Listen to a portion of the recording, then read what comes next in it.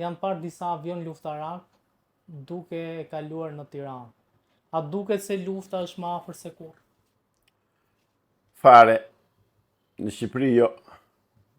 Në Shqipëri s'do ketë luftë. Avionët që kanë kaluar dje, si që mendoj unë, kanë patrulluar zonën shqiptare, të pjesën shqiptare të NATO-s. Kanë kontrolluar mos kanë ndonjë hyrje, shkelje të hapësirës ajrore nga serbët ose nga grekët. Avokat, po hapësirën ajrore tonë në grekët, avionët greke e ruajnë. E ruan NATO ajo grekët, por grekët nuk i kanë njëri që të afrohen më. Ja, është ushtria amerikane që e mbron tani hapësirën ajrore të Shqipërisë. Jo NATO, amerikane. Pra janë amerikanët e Bond Stilit që mbrojnë hapësirën ajrore shqiptare, është dhe baza ajrore Kuçovës, që ka avion të NATO-s atje. Avion luftarak? Luftarak, po. Ajo është bërë bazë moderne e ushtarake Kuçova, ashtu si që ka qenë dikur. A ka dini sa avion mund të jenë aty? A i sekret ushtarak. Dhe sikur ta dija nuk do ta thoshe.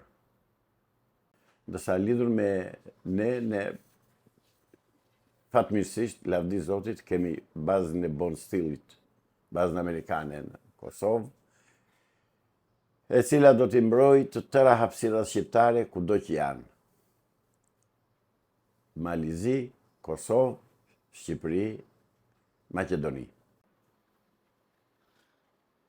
Avokat, apo shkohet drejt një lufte të madhe, po themi, të tretë botërore, nëse Amerika përfshihet në Iran? Nuk më merr mendja të përfshihet Amerika në Iran, për arsye se do përfshihet Kina pastaj në Iran. Sepse Kina, pjesën më të madhe të naftës, të karburantit, e merr nga Irani. Dhe po i preve atë burim energjie Kinës, Kina është e detyruar që të ngrihet të luftojë. Dhe Amerika nuk do ta bëjë një gjë të tillë. Unë e di që, jo e di, po e ndjej dhe e arsyetoj dhe e logjikoj që nuk mund të bëj luftë të tillë Amerika me Iranin për interesat e Izraelit. E kanë përkthjelur shumë Izraelin. Po Izraeli ka kaluar në krime më monstruoze se sa krimet e Hitlerit. Hitleri ishte ai që ishte, Gestapo që ajo që, por nuk vriste fëmijë. Ndërsa këta burresër, këta gjushët, këta kriminalë të lindur, këta gjarpërinj që kanë pushtet sot dhe janë majmur me miliardat e miliardave të dollarëve amerikanë, këta tani po vrasin fëmijë, po vrasin gra, po vrasin popull të paarmatosur. Amerika nuk do shkojë të bëhet partnere dhe të bëhet bashkëpunëtore, bashkëfajtore, bashkëkriminale, bashkëvrasëse me këta kriminalë izraelit. Do vjen një moment që do të thonë stop tani, o të riqë ose vrit veten me Irani. Sepse deri tani Irani është superior, deri tani. Mos shikoni propagandën që bën Izraeli dhe që bëjnë mjetet perëndimore, s'është e vërtetë. Deri tani superior në të gjitha është Irani. Është superior sepse në fundit ka dhe hapësirën të tillë që është shtet shumë i madh, ka mundësi që të vendosi baza dhe armatime dhe ushtri kudo në gjithë hapësirën ajrore, sado i fuqishëm që të jetë Izraeli, nuk mund të krahasohet me Iranin. Kërkojnë me çdo kusht të fusin Amerikën në luftë atje. S'besoj që ta hajë Amerika këtë karrem. Nëse ka i përplasje të madhe ku do futet në luftë Amerika dhe Kina, kush mendoni se ka fuqitë më të mëdha luftarake? Po do bën disa koalicioni pastaj. Se duke parë Rusia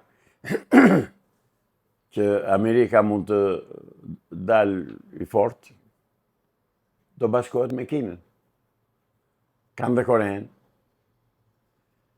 Po Kina ka interesat e saj në Azi. Ka interesat e saj në Azi dhe në Tajvan. Dhe Amerika, ajo Kina këtë do që një çik të filloj lufta me Amerikën të vejë të vërsullet në Tajvan. Mos harrojmë që është 1 miliard banor Kina, 1 miliard e gjysmë. Është shteti armatosur i fuqishëm, e ka të tëra. Kështu që Amerika nuk do bjerë në atë kurth që po i ngrën izraelitët nëpërmjet Iranit. Mendoj unë, nuk e di, atje ka politikan të shquar, ka politikan të zot, ka strateg ushtarak, ka këshilltar të aftë, presidenti Amerikan, dhe nuk besoj, nuk mendoj që do bjerë në kurthin e Izraelit, po e theksoj për të disa të njerë. Ky është kurth Izraelit, që në fund të fundit do t'i kushtoj para, ekonomi dhe gjak popullit Amerikan. Avokat, si shpjegohet që Amerika gjithmonë e ka mbështetur Izraelin, edhe pse shumë herë ka bërë lufta dhe ka sulmuar popull të tjerë që janë fëqij me të? Amerika, ose më mirë me thënë, miliarder Amerikan, Rockefelleri me shok, kanë krijuar shtetin Izraelit dhe kanë ndihmuar dhe kanë ushqyer, e kanë forcuar vazhdimisht nga viti 1948 deri më sot. Mirë po, Izraeli nga një shtet që sa lindi, u fuqizua me njerë, u armatos, u trimërua, sepse pa që kishte një mbështetje të fuqishme, dhe u ngrit dhe po vret popujt e tjerë arab.